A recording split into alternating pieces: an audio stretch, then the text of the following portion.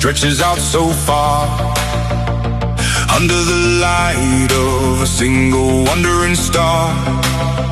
I've chased the neon and the city height, but nothing feels as warm as the kitchen light. I'm tired of the noise and the concrete sky. I need the place where the river runs by. I can hear